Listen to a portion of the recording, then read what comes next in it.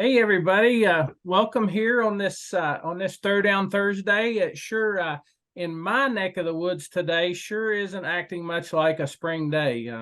A good bit of snow this morning came through. Of course, you know we've been having some wind issues from back yesterday and or the day before actually, and so we're trying to get things settled in. And so let's hope that spring is on its way. April showers should bring May flowers, but I believe April snows may bring May no flowers. So hey, today we're going to talk about fertilizer and fertilizing your garden. And so I know all of you all have been tuning in to some of these Throwdown Thursdays on doing and learning a little better on how to grow your garden. So we're going to talk fertilizer today, and so we're going to kind of start with three main players in the fertilizer. So I call these the three main guys of fertilizer, and so these are no matter what you grow, we have to have these three primary nutrients, and so these are what we call our macronutrients. And we have the N. You can see the guy on the left there with his ball cap. That's our nitrogen. And so if we look at nitrogen, this is a very important element that we need. Believe it or not, 78% of the Earth's atmosphere is made of nitrogen.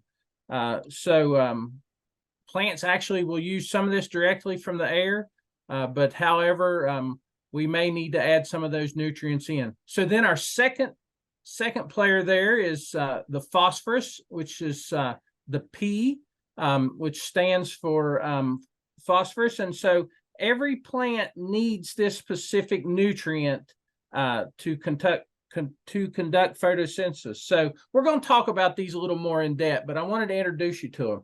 And then the last one is potassium. And so this is also known as K. So here's our poster pictures of our three macronutrients of fertilizer that every plant needs in an abundance to make sure that it is healthy, that it's growing, and that it produces us some kind of fruit that we're going to use. And so let's dig a little deeper. And so, you know, I borrowed this picture from Nutrients for Life Foundation. I thought it was great. So we'll remember, we'll go back to those. So let's talk about nitrogen really quick here again.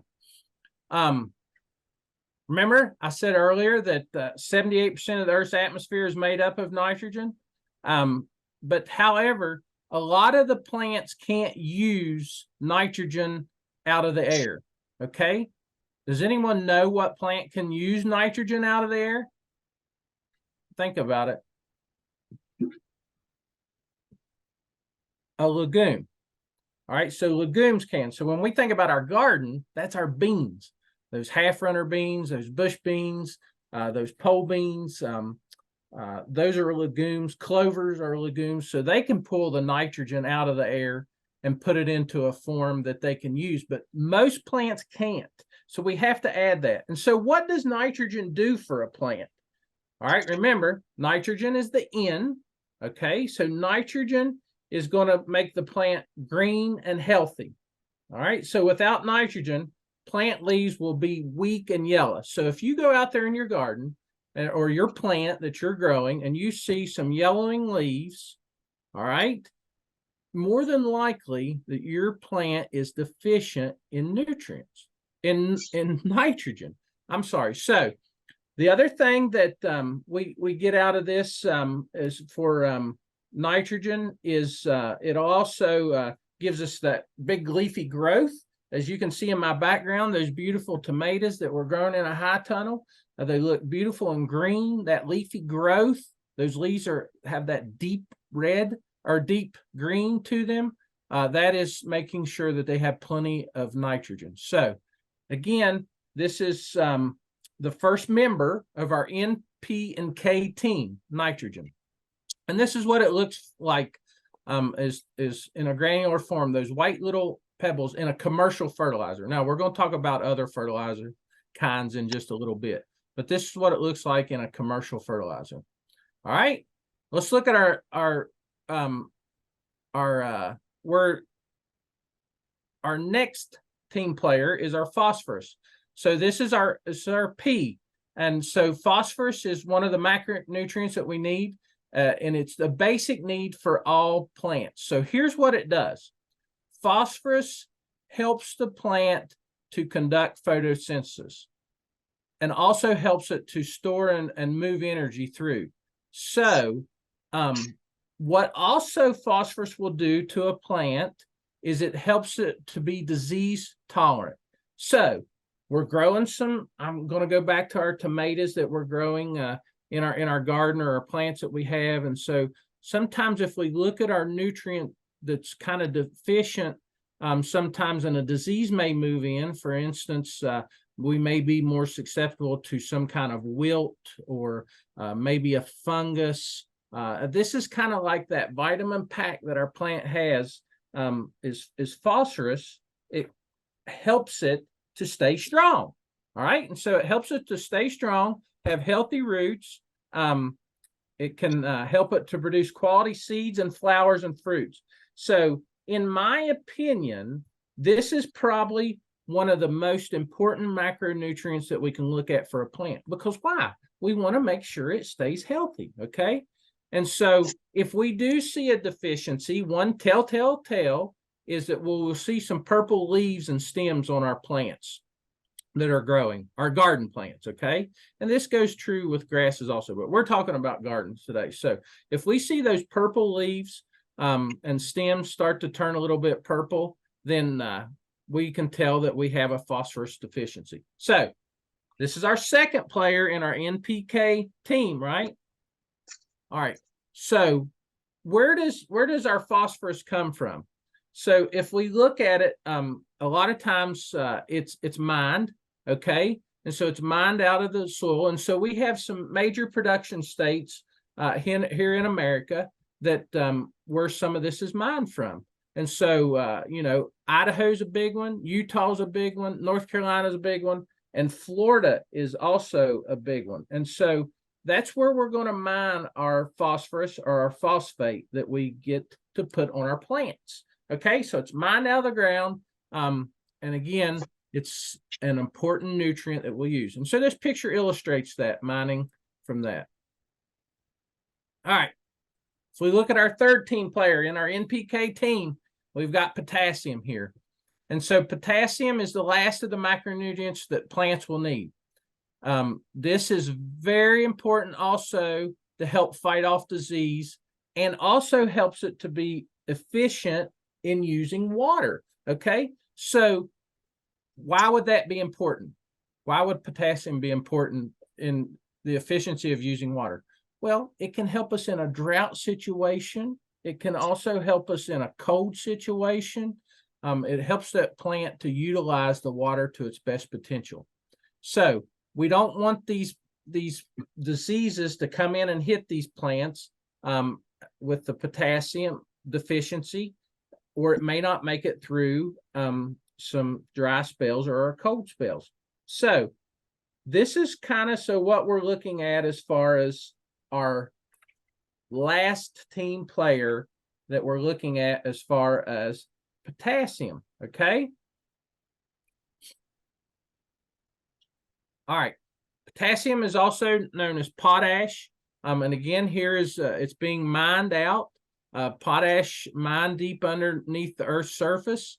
So a lot of times we can see that this potash is mined out of underneath the ground, kind of like our coal is mined also. So we have potash mines also that'll pull this out. And a lot of times this will be the red coloration in your fertilizer that you'll have in a commercial bag.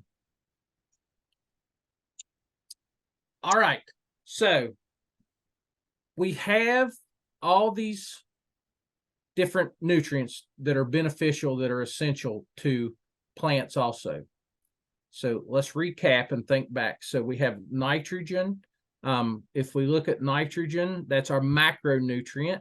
Again, that was important for leafy growth and the health of the plant, and helping it to grow and give us that leafy growth. And one way we can tell that it's deficient is the yellowing.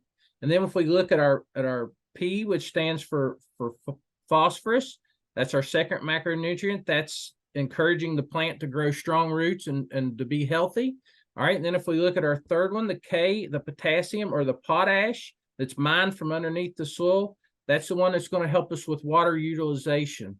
Now, think back, which one of those, if our leaves have a purple tint to them, what are we deficient in? P or K?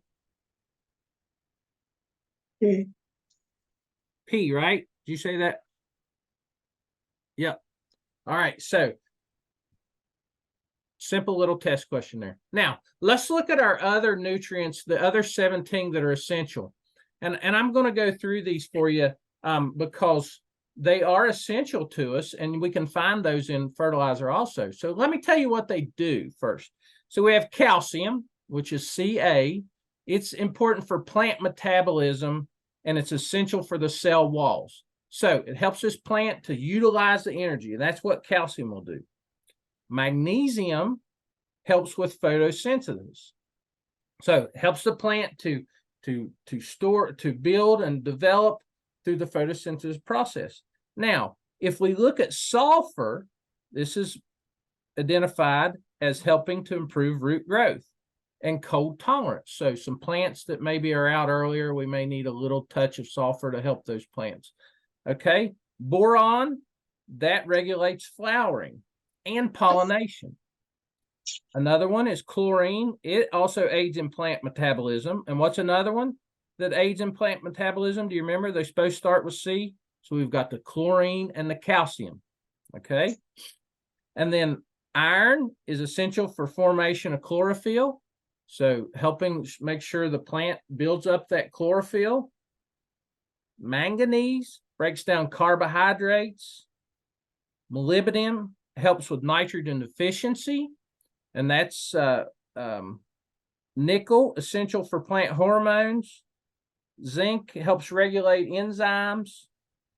Hydrogen is a critical component of water, as you can see that on there. Oxygen is, of course, needed for respiration and photosynthesis, and carbon is made up of the carbon chains and essential for life. So, hey, those are 17 essential nutrients that are kind of the minor nutrients, all right? And so a lot of times our soil will have those in sufficient amount, and we don't have to play with them much.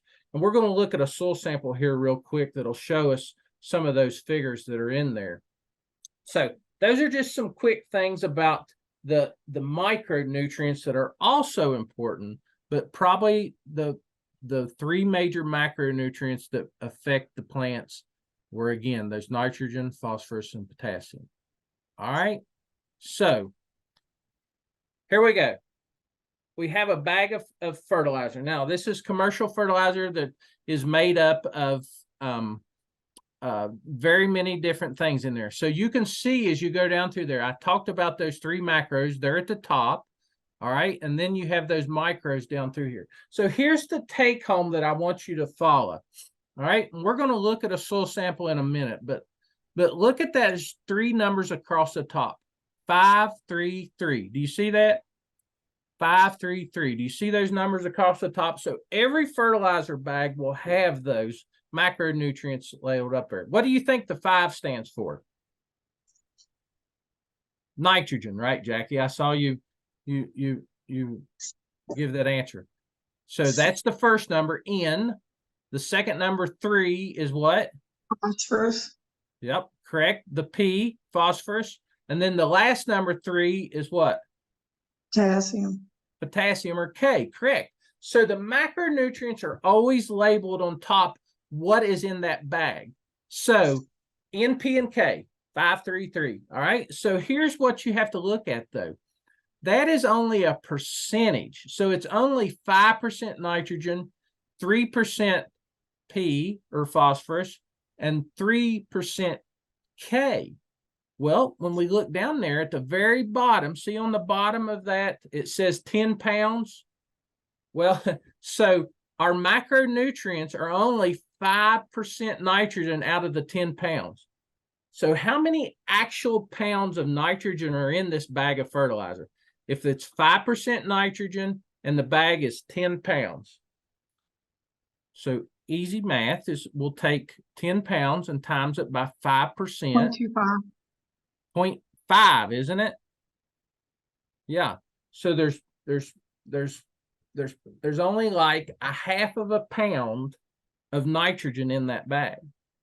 And then you do the same with 3%. 3% of 10 pound is like 0.3, and 3% of 10 pound is like 0.3. So that's how many actual pounds are in there. And so if you can go down through the bag there of fertilizer, you know, it's telling you that there's 0.5% of calcium in it, 1% sulfur, 0.02% boron. So there's other of those micronutrients in this particular bag of fertilizer. And then once they get to the bottom, whatever's left, a lot of time, is just filler. So it may be limestone filler. It may be some inert material or something that just helps spread the fertilizer. So why is this important? So if we bought this bag of fertilizer, a lot of times people think, well, there's 5 pounds of nitrogen, 3 pounds of phosphate, and 3 pounds of potash. That's not right. And so that's why we have to have an understanding. Every fertilizer bag, it's a percentage of how much is in there.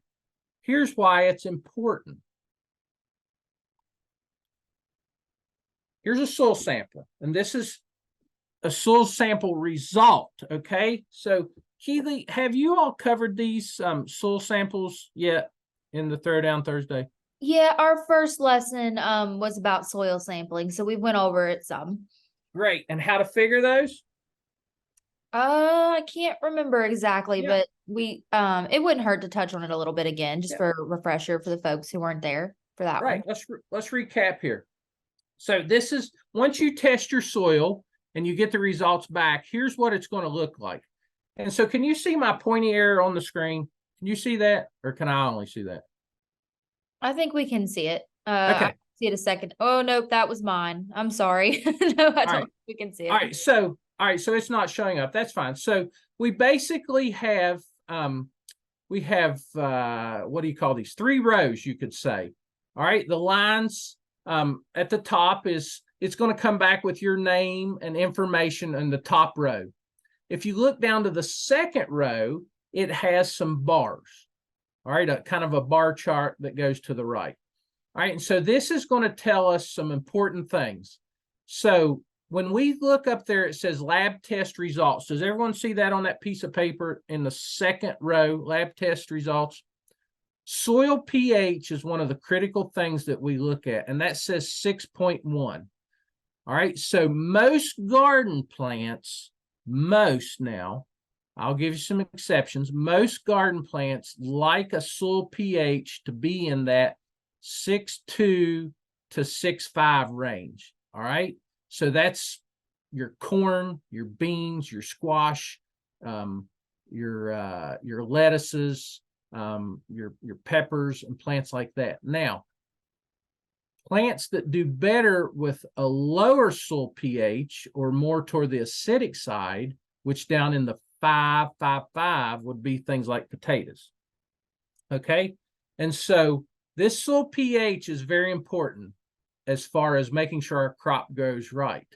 And how we change that soil pH is by adding lime. That will raise it to the neutral level. Now, if we want to take it the opposite way and lower it for like those potatoes, we would use sulfur. Now, here's what's neat. You're growing a garden, all right? This soil sample can be formulated for a specific crop that you want to grow. And so these soil test recommendations will come back and tell you how to put the right amount of nutrients that you need on there per crop. All right, so anyways, those charts tell you about the P, which stands for what? It's a macronutrient, right? It stands for phosphorus. This one is in particular, it's in excess. All right, so we've got too much. K is potassium. All right, it's optimum. So we'll see we can add a little more for that. Calcium, we have excess in that. Again, calcium was good for metabolism of the plant and essential for the cell walls to keep it strong. Then we have Mg, which is the magnesium. That helps with photosynthesis. We have access to that. All right, and then the PSAT, we're not even going to talk about that because that's not talking a lot about the nutrients that's needed. All right, so that tells us what's in our soil, okay?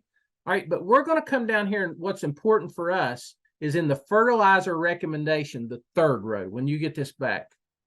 All right, so this is going to tell us how much of the macronutrients we need for our plants to be either sufficient, or we're going to build our soil to optimum rate to where they will flourish. All right, so this particular one was for, you see the line that says fertilizer recommendation for V41, which is tomatoes.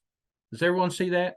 All right, so this fertilizer macronutrient recommendation is specific for tomatoes that you're going to grow out there in the soil, okay? You're not going to mess with them anyhow. You're not going to put plastic down. You're not going to put them in a high tunnel, nothing. These are just tomatoes we're going to grow in the soil. So nitrogen, this is the most important part of a soil test, okay, to get your fertilizer right. That's where I'm coming at with this. All right, so N, we need, for crop sufficient, to make sure that tomato plant needs what it needs, we need 3 ounces per 100 square foot. Okay, so now we've got to do a little bit of math. So if we look at the particular bag of fertilizer that we buy to get this 3 ounces per 100 square foot, we've got to do a little bit of math. So if we remember that particular bag that we only had 5% of 10, which was half a pound. Okay, so then we've got to do some conversions back, and you can get you a conversion table calculator. Just do a Google search for soil sample recommendations to figure this back, or a spreadsheet that'll figure this back, or call your extension agent in your county and have them help you figure this back. But remember, we're just not going to go out there and dump that whole bag of fertilizer in there, or pull 3 ounces out of that fertilizer bag and put it on 100 square foot, because it's not going to give us what we need, remember? So that's where I'm trying to go with this. So if we would just go back to our bag of fertilizer that we looked at before, this 533, and so we decided, hey, our soil sample said we needed 3 ounces of nitrogen. We're just going to pull 3 ounces out of that bag of fertilizer. Is that going to be sufficient? Not at all. No, we're not going to get the right amount. So we've got to figure how much we have to pull out of that bag of fertilizer to get that right amount of nitrogen. And we can do that through some calculations. Now that we know that our bag of fertilizer is only 5% nitrogen of the 10 pounds, okay? All right, so the next one, P2O5, that's our P, or our phosphorus, right? So we don't need any, because if we looked up at our chart at the top, it said, hey, we have too much, we have excess. So we don't want to put any more on there. So we have 0. So we pull down to our K2O, which stands for potassium, okay? So we're going to need 4 ounces per 100 square foot there. All right, so we need 4 ounces per 100 square foot of potassium to meet what those tomatoes need per 100 square foot. So we've got to do some calculation there to figure that.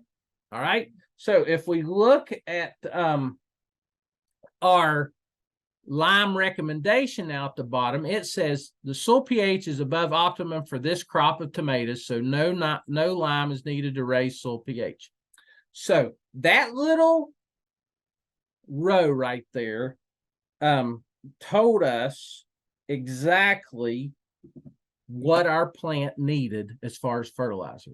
We've just got to do some simple math to get back to it, to show or to figure out how to put the right amount on. So that's why the soil sample is important, for telling you what each plant will need as far as the nutrients to make it get through. All right, so here's one thing I don't want to leave out. I've talked a lot about commercial fertilizer, which is in the granular form that I showed you, the pictures of those, in pellet forms, that makes it easy to apply. One thing we can't forget about is compost. This is a great nutrient enhancer. Now, here is here is what you have to do with that compost, though, is a lot of compost, though, doesn't have an abundance of NP and K in it.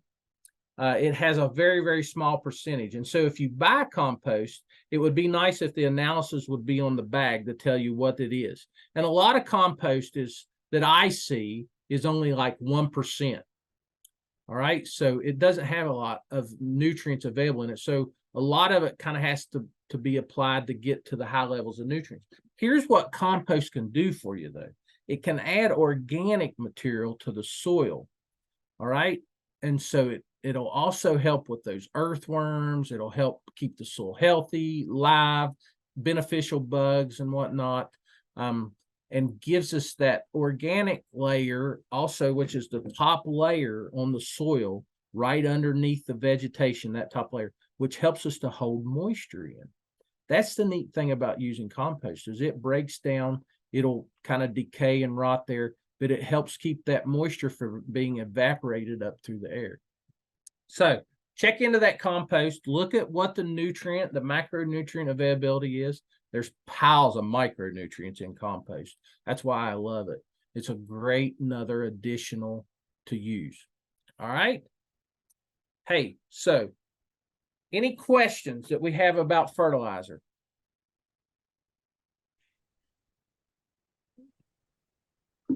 There was one in the chat about the they wanted to know why there's no N value or rating on the lab test results. N value or rating? I guess I don't understand that. Can you explain that? That was Donna. Donna, do you want to elaborate a little bit on that? Sure. Nitrogen. I didn't see nitrogen anywhere on there except there was the recommendation, but I didn't see that they reported a result.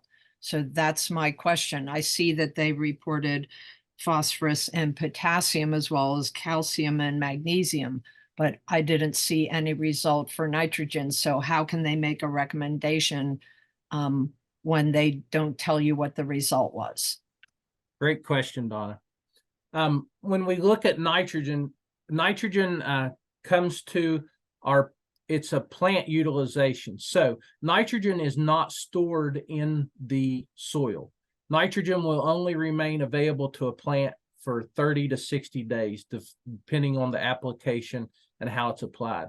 So it volatilizes back up into the air as a gaseous form when it's not utilized. So it's not stored in the soil.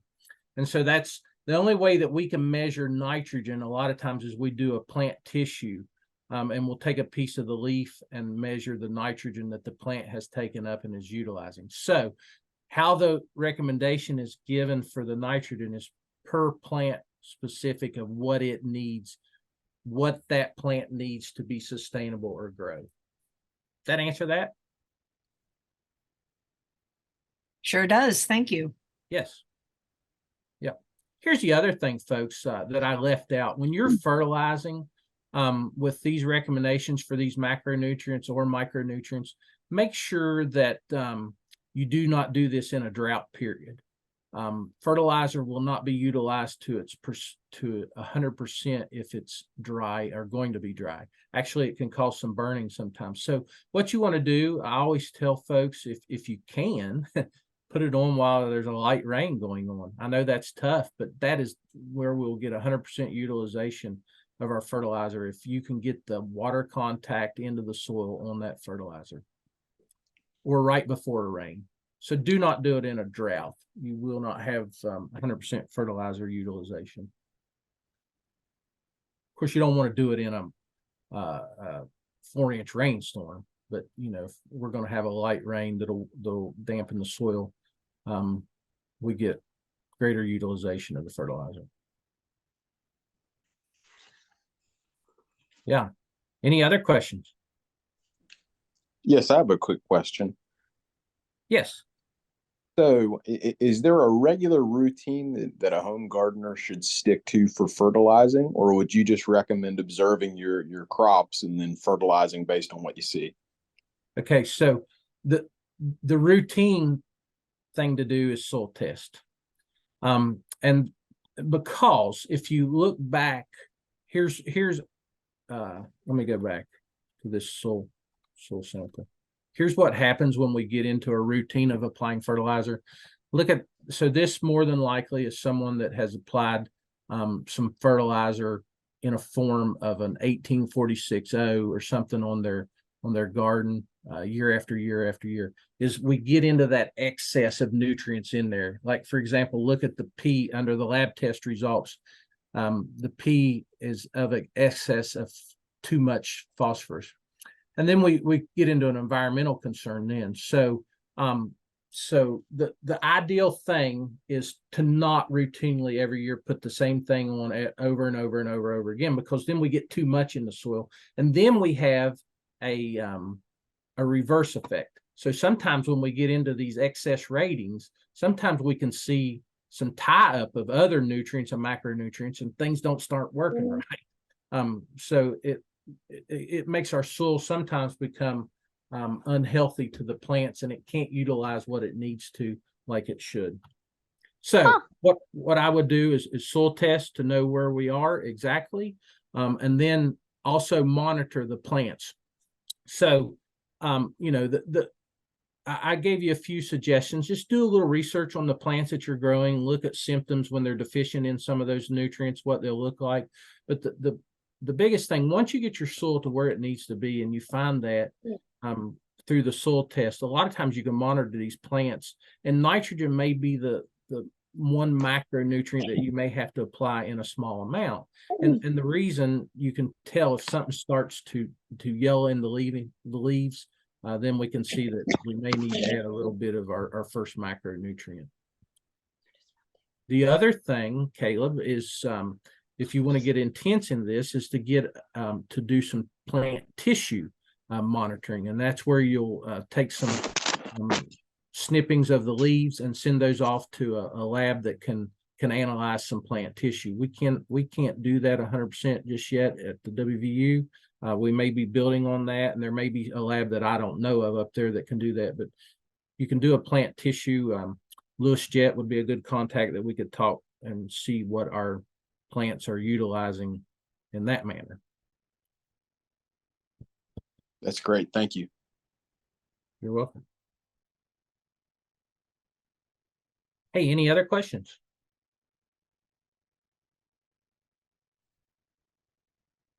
All right.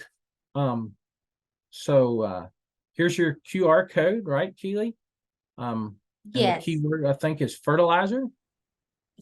Yeah, and I've also included the link in the chat for you guys if you want to click it that way, or you can scan the QR code with another device. And if you're watching this back later in the recorded version, the link will be in the description of the video there on YouTube and on Facebook. So yeah, thank you so much, Brian. This was a very informative presentation, and I know I definitely learned a lot and appreciated it, and I'm sure everyone else did as well. And everybody else, just keep an eye out for the recorded version to go live in case you want to watch it back and, you know, reference some of this stuff as you're doing your soil sampling and whatnot. But so hopefully we helped some folks out there today. A few key points, a few things to look at in fertilizing. And again, you've always got options. You've got commercial fertilizers and you've got natural fertilizers, whichever you choose to use. Be observant, follow those soil test recommendations, and keep an eye. I always said, you know, the most successful gardeners or commercial growers that I work with, they're looking at those plants about every day, and they can spot the problems, whether it be a disease or a nutrient deficient. So just be observant in what you do.